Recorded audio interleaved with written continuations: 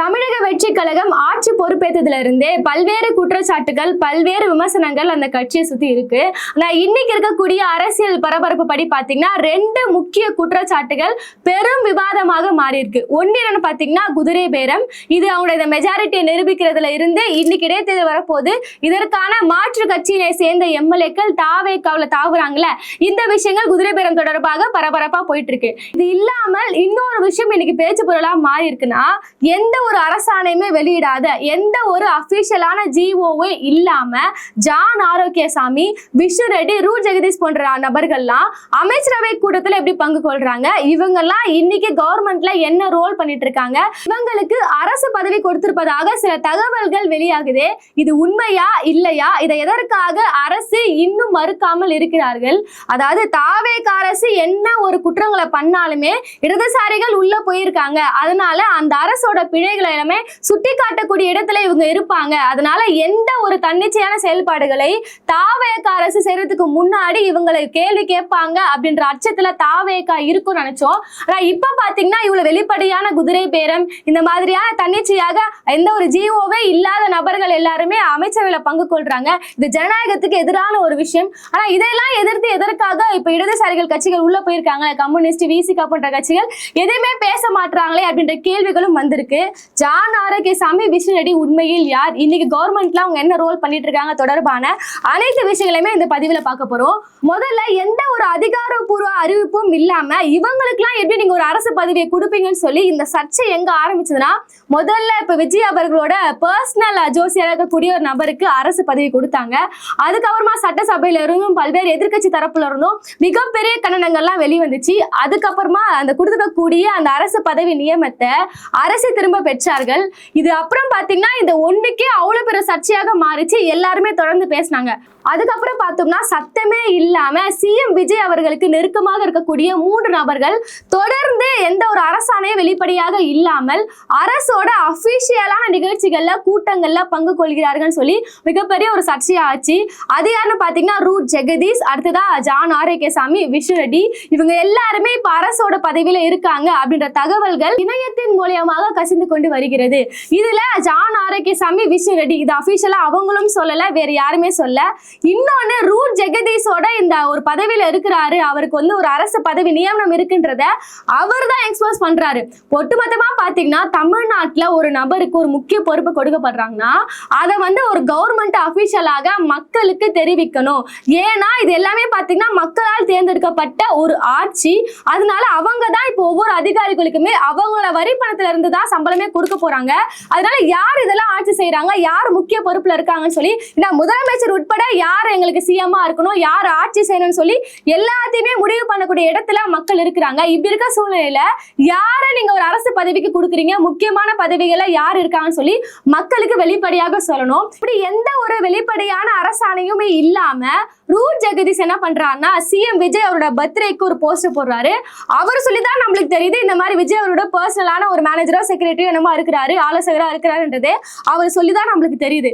Already பார்த்தோம்னா இந்த நியமனம் என்பது எப்ப நடைபெற்றிருக்குன்னா, எப்ப அந்த ஜோசியக்கார ஒருத்தருக்கு நியமன பதவி கொடுத்தாங்களே அப்பவே இவருக்கும் சேர்த்து போட்டு கொடுத்திருக்காங்க போல.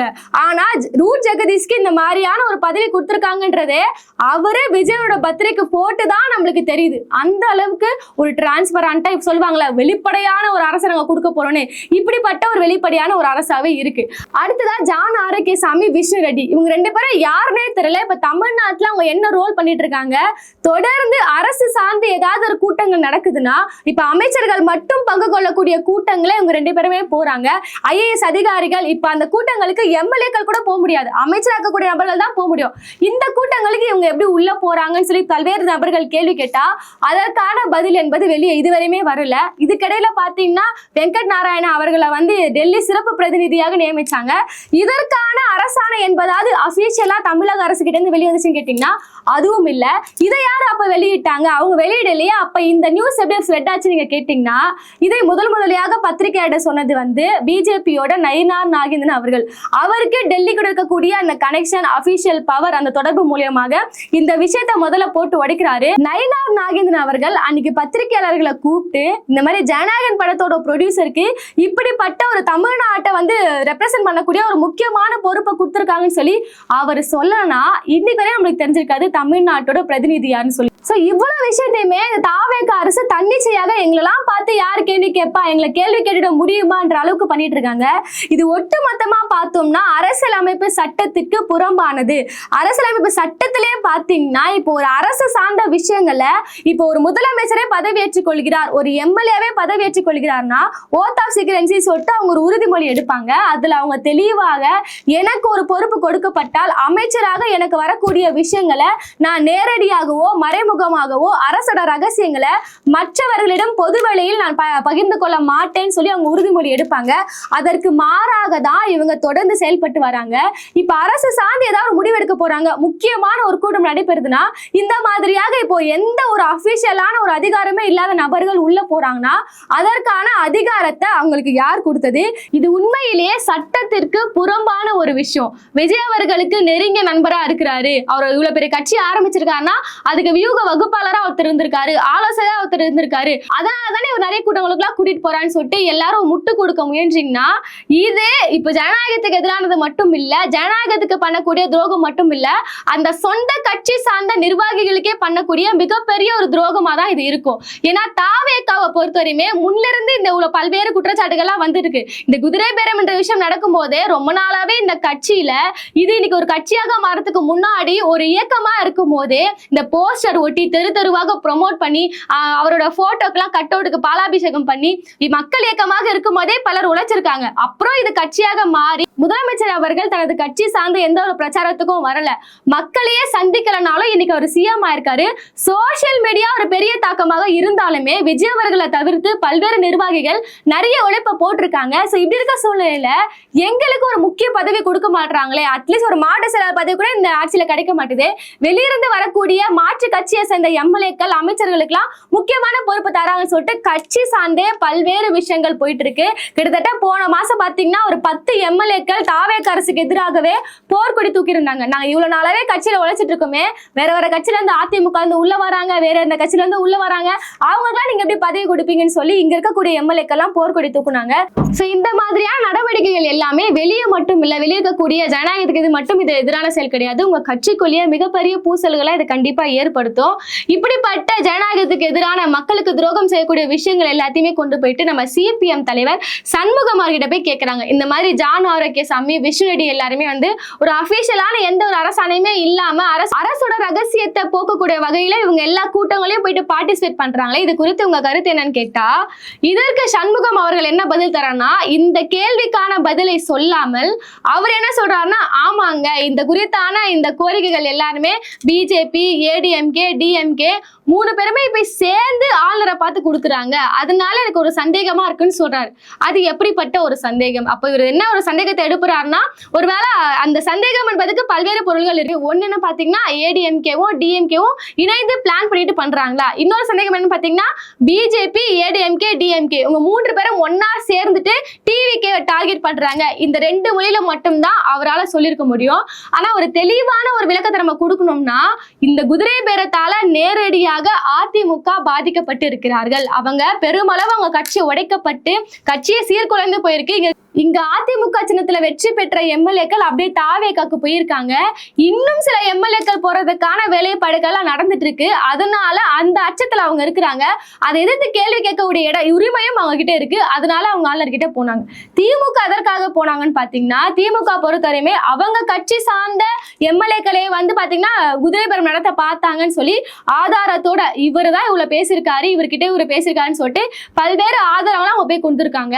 அப்புறம் பிஜேபி பொறுத்தவரை அவங்களுக்கு என்ன காரணங்களோ அவங்களுக்குள்ள நிறைய டீலிங் இருக்கலாம், எதிர்க்கிற மாதிரி எதிர்க்கிறாங்களா என்ன விஷயம்னு தெரியல. இப்படி ஒவ்வொரு தரப்பையுமே ஒரு விளக்கத்தை கொடுத்துட்டாங்க. டிஎம்கே பொறுத்தவரையுமே எதற்காக ஆளுநரை போய் சந்திச்சுன்னு கூட விரிவா சொல்லியிருக்காங்க. இதை சண்முகம் அவர்கள் என்ன சொல்றாருன்னா, நீங்க தானங்க சொன்னீங்க இந்த மாதிரி பிரசிடென்ட் ரூட்லாம் உள்ள வரக்கூடாது, ஆளுநருக்கு இங்க ஒரு அதிகாரமே கிடையாதுன்னா சொன்னீங்க, இன்னைக்கு போயிட்டு நீங்க ஆளுநர்கிட்ட கடிதம் கொடுக்குறீங்களே அப்படின்னு கேட்கிறாரு. இதுக்கு என்ன பொதுவான விஷயம் என்ன பாத்தீங்கன்னா, நாளைக்கு இங்க சுப்ரீம் கோர்ட் போகும்போது ஆளுநர்கிட்ட வந்து நீங்க முறையான மனுக்கெல்லாம் கொடுத்தீங்களா அப்படின்ற ஒரு கேள்விக்கு இடம் வேண்டாம்னு சொல்லிதான் அவங்க இந்த குற்றச்சாட்டை போய் கொடுத்துருக்காங்க. இதுவுமே இல்லாம ஆளுநர் தான் எங்களுக்கு ஒரே ஒரு வழி, அவர்கிட்ட மிகப்பெரிய ஒரு பவர் இருக்கு, அவரால மட்டும்தான் எங்க பிரச்சனையை தீர்க்க முடியுன்ற மாதிரிலாம் அவங்க போல அதற்கான முறையான ஒரு விளக்கத்தையுமே அவங்க கொடுத்துட்டாங்க. இந்த கேள்விக்கு மறு கேள்விகள் நிறைய கேள்விகளை எழுப்பலாம். இப்ப இதே சண்முகம் டிஎம்கே அவர்களை பார்த்து என்ன கேட்கலாம்னா, நீங்க ஆளுநரே வேணாம்னு சொல்றீங்களே, ஆளுநரே ஒரு போஸ்ட்மேன் சொல்றீங்களே, அப்ப எதுக்கு நீங்க சட்டமன்றத்துல ஆளுநர் உரையாற்ற சொல்றீங்க, இப்படியும் அவர் பேசுறதுக்கான நிறைய வாய்ப்புகள் இருக்கு. இதுக்கப்புறம் சொல்றேன். அப்போ இடதுசாரிகள் கட்சிகள் எல்லாருமே படிப்படியாக தாவேக்காவை டிஃபெண்ட் பண்ணக்கூடிய இடத்துக்கு அவங்க போயிட்டாங்களான்றதா இப்ப நம்மளுக்கு ஒரு வருத்தம் அளிக்கக்கூடிய ஒரு விஷயமா இருக்கு. ஏன்னா நேரடியாக இந்த குற்றச்சாட்டை முன்னெடுத்து வைக்கும் போது சண்முகம் அவர்கள் பேசியிருக்கலாம், இந்த மாதிரி ஜான் ஆரோக்கியசாமி விஷ்ணு ரெட்டி இவங்களாம் போறது தவறான ஒரு விஷயம், நாங்க இன்னைக்கு ஒரு தோழமை உணர்வுல அவங்க கிட்ட இருக்கோம், நாங்க இதுக்காக ஒரு சுட்டி காட்டு, இதுக்கான ஒரு வலியுறுத்தலை நாங்க செய்யறோன்ற மாதிரி ஏதாவது ஒரு தகவல் அவர் சொல்லியிருக்கலாம். ஆனா இந்த கேள்விக்கு அவர் என்ன சொல்றாருன்னா, டிஎம்கே ஏடிஎம்கே பிஜேபி எல்லாம் ஒன்னா போறாங்க, எனக்கு சந்தேகமா இருக்கு அப்படின்ற மாதிரி விஷயத்த போட்டு உடைக்கிறாரு. இது இப்ப மட்டும் தான் பாத்தீங்கன்னா இந்த குதிரை பேரம் விஷயம் போகும்போது சில தகவலை மாத்தி மாத்தி பேசியிருந்தாங்க. அதாவது நாங்க இதை தவறுன்னு சொல்லி கண்டிச்சிருக்கோம் அப்படின்னு சொன்னாங்க. அப்புறம் என்ன சொன்னாங்கன்னா, நாங்க ஒருவேளை ஆதரவு கொடுக்கலன்னா இங்க அதிமுக கூடிய நிறைய பேர் உள்ள வந்துருவாங்க, அதனால அதை நாங்க தடுத்திருக்கோம்னு சொன்னாங்க. அடுத்த கட்டமா என்ன சொன்னாங்கன்னா, கட்சி மாறுறது எல்லாருமே இயல்பு தான் அப்படின்னாங்க. இப்ப என்ன சொல்றாங்கன்னா, எங்க குதிரை பேரம்லாம் நடக்கல அப்படின்ற அளவுக்கு பேசுறாங்க. இது ஒரு புறம் சிபிஎம்மோட நிலைப்பாடா இருக்கு. அடுத்ததா பாத்தீங்கன்னா விசிகா அவர்களை பொறுத்தவரையுமே இந்த குதிரை பேரம் விஷயத்துல அவரோட கருத்துக்கள் எல்லாமே பாத்தீங்கன்னா ஒரு ஒன்றுபட்ட கருத்துக்களாகவே இருக்க மாட்டுது. முதல்ல இந்த குதிரை பேரம் என்ற விஷயம் நடக்கும் போது இது ஜனநாயகத்திற்கு உகந்தது அல்ல, இது அதிமுகவோட உட்கட்சி பூசல் என எடுத்துக்கொள்ள முடியாது. இந்த வார்த்தையை நான் அப்படியே அடிப்படாம அந்த அடிக்கோடு விடாம எல்லாமே நான் கரெக்டா சொல்லியிருந்தேன், இது அப்படியே சொல்லியிருந்தார். அடுத்த நாளே கொடுக்க வேண்டிய பேட்டியில் அவர் என்ன சொல்லிட்டாருன்னா, இது அதிமுகவோட உட்கட்சி பூசலுங்க, அதனால நீங்க அங்க அதிமுக தலைமை சரியில்லை, இங்க வெளியேறாங்க, அதனால நீங்க அவங்க கிட்ட தான் கேட்கணும், கட்சியில என்ன பிரச்சனை அதை பத்தி பேசுங்கன்னு சொன்னார். இப்ப இறுதியா சமீபத்துல நடைபெற்று முடிந்த கூட்டத்துல என்ன பேசிருக்காருன்னா, அதாவது இந்த குதிரை பேரம் பத்திலாம் நீங்க பேசுறீங்க, பாதிக்கப்பட்டவர்களிட போய் கேளுங்க. அதாவது இப்ப தாவேக்கா பொறுத்தவரையுமே நான் திருடலன்றாங்க, அதிமுக பொறுத்தவரையுமே இவங்கதான் திருடினாங்கன்றாங்க. அப்ப யார் குற்றம் போடுறாங்க, யார் குற்றத்தை மறுக்கிறாங்க, அப்ப நீங்க தாவேக்கா கிட்டையும் அதிமுக கிட்டையும் போய் கேட்டுக்கோங்க, என் கிட்ட எதுக்கு கேக்குறீங்கன்னு சொல்லி கேட்கிறாரு.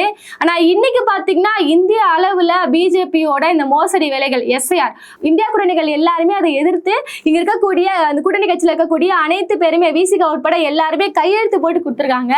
அப்போ திரும்ப அவரோட நிலைப்பாடு என்னவா இருக்கும்னா, இப்படி சொல்லுவாரா அப்படின்னு சொல்லிட்டு இங்க ஒரு கேள்வி முன்னெடுத்து வந்திருக்கு. இந்த எஸ்ஆர் விவகாரத்தை பொறுத்தவரையுமே இப்ப மேற்கு வங்கத்துல அது மம்தா பானர்ஜி அவர்களுக்கும் மோடி அவர்களுக்கும் இடையிலான ஒரு பிரச்சனை, என்னதுக்கு கேக்குறீங்கன்னு சொல்வாரா? டெல்லியை பொறுத்தவரையுமே அது அரவிந்த் கெஜ்ரிவாலுக்கும் மோடி அவர்களுக்கும் இருக்கக்கூடிய பிரச்சனை, என்னதுக்கு கேக்குறீங்கன்னு சொல்வாங்களா? அப்ப இந்திய அளவுல மற்றவர்களுக்கு ஜனநாயகத்துக்கு எதிரான ஒரு விஷயம் நடக்கும் போது அதை நான் எதிர்த்து கேள்வி கேட்பேன். அதை எதிர்க்கக்கூடிய அமைப்பு விசிகான்னு சொல்லக்கூடிய திருமாவளவன் அவர்கள் தமிழ்நாடு என வரும்போது, தமிழ்நாட்டில் ஜனநாயகத்துக்கு எதிராக ஒரு விஷயத்தை ஒரு கட்சி செய்யும் போது எதற்காக நேரடியாக அவர்களை எதிர்க்க மறுக்கிறார்கள், தயக்கம் காட்டுகிறார்கள் என்பதுதான் இங்கு வருத்தம் அளிக்கக்கூடிய ஒரு விஷயமா இருக்கு. பல்வேறு எதிர்ப்புகளை விசிகா மற்றும் கம்யூனிஸ்ட் தரப்புல இருந்து முன்னெச்சிட்டு தான் வராங்க, அது யாரும் இல்லைன்னு ஒத்துக்க முடியாது. அது ஆரம்ப காலகட்டத்தில இருந்தே தமிழ் தாய் வாழ்த்து புறக்கணிக்கப்பட்டது, வந்தே மாதரம், அதுக்கப்புறம் ஜனநாயகம் ப்ரொடியூசரை வந்து அவங்க நியமிச்சது, எல்லா விஷயங்களுக்கும் அவங்க தொடர்ந்து அந்த எதிர்ப்புகளை தெரிவிச்சுட்டு வராங்க. ஆனால் அந்த எதிர்ப்பு என்பது மிகவும் மென்மையாக தான் இருக்கு. ஒவ்வொரு எதிர்ப்புகளை முன்னெடுத்து வைக்கும் போதோ அடுத்த 5 ஆண்டு காலங்களுக்கு உங்க ஆட்சிக்கு எந்த ஒரு களங்கமும் இல்லாம நாங்க பார்த்துப்போம். இப்ப வைகோ அவர்கள்லாம் ஒரு கட்டத்துக்கு மேல போயிட்டு இந்த அரசுக்கு நாங்க ஒரு கேடயமாக இருப்போன்ற அளவுக்கு எல்லாம் பேச ஆரம்பிச்சிருக்காங்க. சோ இந்த இடதுசாரிகளோட முகங்கள் இவ்வளவு நாளா மதசார்பற்ற முற்போக்கு கூட்டணியில் இருக்கக்கூடிய கட்சிகளை இன்னைக்கு நம்ப வைத்திருக்கிறார்களா? அவங்க வந்து பிஜேபியோட RSS ஓட ஒரு பிள்ளைகள் என பேசிய கட்சிகள் எல்லாருமே இது மதசார்பற்ற ஒரு கட்சி தான், மக்கள் உரிமைகளுக்காக மாநில உரிமைகளுக்காக போராடக்கூடிய ஒரு கட்சி தான் சொல்லி நம்ப வைக்கிற அளவுக்கு இந்த தாவேக அரசு செயல்படுகிறார்களா, அல்லது இங்க ஆட்சி செய்வதற்காக அவங்களுக்கு ஒரு இடதுசாரிகள் முகம் என்பது தேவைப்பட்டுச்சு, அந்த போர்வையை போர்த்து கொண்டு அவங்க ஜனநாயகத்துக்கு எதிரான மத சார்பைமைக்கு எதிரான சில விஷயங்களை செஞ்சுட்டு வராங்கன்றதான் இங்க கேள்விக்குறியான ஒரு விஷயமாவே இருக்கு. இப்ப வைகோ அவர்கள்லாம் ஒரு கட்டத்துக்கு மேல நான் தாவேக அரசுக்கு வந்து கேடயமாக இருப்பேன்ற அளவுக்கு போயிட்டாங்க. இந்த கட்சிகள் எல்லாருமே ஒரு காலகட்டத்துல இது பிஜேபியோட பி டீம், RSS ஓட பிள்ளைகள் என்ற அளவுக்கு பேசியிருந்தாங்க. இப்ப வந்து இது உண்மையாவே ஒரு மத சார்பற்ற அரசு, இது பிஜேபி வந்து எதிர்க்கக்கூடிய ஒரு அரசுன்னு சொல்லி நம்பி உள்ள போயிருக்காங்க. உண்மையில் அவங்க பிஜேபி எதிர்க்கக்கூடிய மாநில உரிமைகளுக்காக போராடக்கூடிய இருக்கக்கூடிய ஒரு மதசார்பற்ற அரசா, இல்ல இப்படி செயல்படவில்லை என்றாலுமே இந்த இடதுசாரிகள் எங்க கூட்டணியில இருக்கிறாங்க, அதனால எங்களுக்கு இடதுசாரிகள் என்ற முகம் தேவை, அதனால இந்த இடதுசாரிகளோட போர்வையை நான் போர்த்திக் கொள்கிறேன், என்னை ஒரு இடதுசாரியாக காட்டுகிறேன்னு சொல்லி இந்த தாவேக அரசு செயல்படுகிறார்களா என்பதை பொறுத்திருந்துதான் பார்க்கணும். ஆனா நிச்சயமாக ஜான் ஆரோக்கியசாமி, விஷ்ணு ரெட்டி போன்ற நபர்கள் எல்லாருமே தொடர்ந்து அபிஷியலா போட்டு செயல்பட்டு வராங்க. ஆனா இவங்க இதை நேரடியாக கண்டுக்கலனாலும் ஜான் ஆரோக்கியசாமி, விஷ்ணு ரெட்டி போன்ற நபர்கள் தொடர்ந்து எந்த ஒரு அபிஷியலான ஜிஓவும் இல்லாம இந்த மாதிரியான அமைச்சரவை கூட்டத்தில் பங்கு கொள்வது என்பது தவறான ஒரு விஷயம். அப்படி அவங்க அபிஷியல்லாம் கிடையாதுன்னு நீங்க சொன்னீங்கன்னா அதை மறுக்க வேண்டிய கட்டாயத்துல, அதை மக்களிடையே தெரிவிக்க வேண்டிய கட்டாயம் என்பது தமிழக அரசு கிட்ட இருக்கு. நிச்சயமாக விஜய் அவர்களும் இல்ல நிழல் அமைச்சராக இருக்கக்கூடிய ஆதவர்ஜனவும் இதை பத்தி மக்களிடையே வெளிப்படையாக சொல்லணும். அவங்க அபிஷியல்ஸ்லாம் கிடையாது, அதையும் தாண்டி நீங்க கூட்டிட்டு போயிருக்கீங்கன்னா அதற்கான மன்னிப்பை தெரிவிச்சுட்டு இதுக்கப்புறம் அவங்க உள்ள போக மாட்டாங்க அப்படின்ற ஒரு உத்தரவாதத்தையும் நீங்க மக்கள் கிட்ட கொடுக்கணும். பொறுத்திருந்து பார்ப்போம் தமிழக அரசு இதுக்கு என்ன விளக்கம் கொடுக்க போறாங்கன்னு.